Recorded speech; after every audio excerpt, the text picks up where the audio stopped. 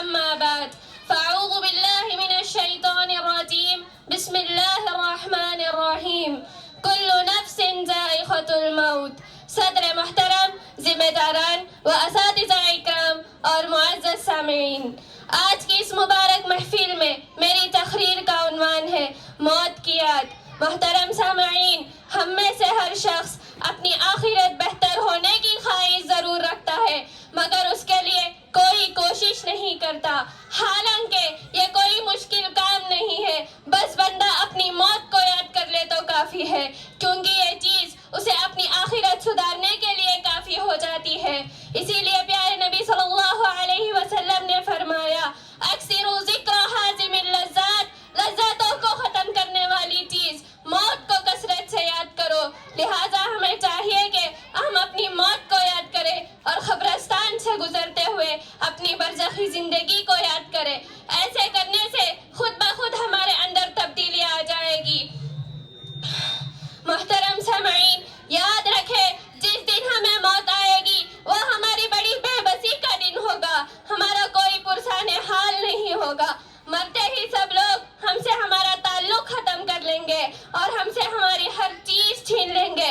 ہمارا گھر، ہماری جائیداد، ہماری زمین، ہماری دولت، یہاں تک کہ ہمارے پہنے ہوئے کپڑے بھی ہم سے چھین کر بدلے میں کفن دے دیں گے. اتنا ہی نہیں بلکہ یہ غدار دنیا ہم سے ہمارا نام تک چھین لے گے. روح نکلنے کے اگلے ہی منٹ ہمارا نام میت رکھ دے گی. آپس میں لوگ پوچھیں گے کہ میت کہاں ہے، کب لا رہے ہیں، کب اٹھا رہے ہیں، وغیرہ وغیرہ.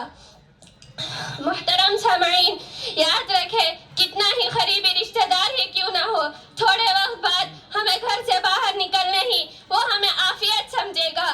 گھرچہ نو ماہ اپنے پیٹ میں رکھنے والی ہماری ماں ہی کیوں نہ ہو، گھر سے جنازہ اٹھتے ہی اس کا ساتھ بھی ہم سے چھوٹ جائے گا. باپ، بھائی، اولاد، رشتہ دار، دوست و احباب ہمارے ساتھ قبرستان تک آئیں گے، منہ پر مٹی ڈال کر ہاتھ جھاڑ کر چلے جائیں گے. پھر ہمیں اکیلا جھیلنا ہوگا. 2 گز زمین کے اندر قیامت کی صبح تک رہنا ہوگا. قبر کی تاریکی ہوگی، کیڑے مکوڑے ہوں گے. قبر میں لٹانے کے بعد وہ ہمیں دبوچے گی. ہم چلائیں گے، چیخیں گے، لیکن ہماری آواز کسی کو سنائی نہیں دے گی. دھوکے میں مت رہو، مرنے کے بعد ہمارا کوئی کام نہیں آئے گا. ہو سکتا ہے قریبی رشتہ دار 2 یا 4 دن کے لیے ہمارے لیے دعا مانگے، پھر وہ بھی ہمیں بھول جائے گا. لہٰذا ہمیں چاہیے کہ ہم اپنی موت کو یاد کریں اور کثرت سے یاد کرنا چاہیے، کیونکہ یہ چیز ہمیں اپنے گناہوں سے بچائے گی اور اپنی آخرت اور برزخی زندگی کی طرف توجہ دلائے گی. آخر میں اللہ تعالیٰ سے دعا ہے کہ اللہ تعالیٰ ہم تمام کو اپنی موت کو یاد کرتے ہوئے آخرت سنوارنے کی توفیق عطا کرے. آمین. وآخر دعوانا الحمد للہ رب العالمین. والسلام علیکم ورحمۃ اللہ وبرکاتہ.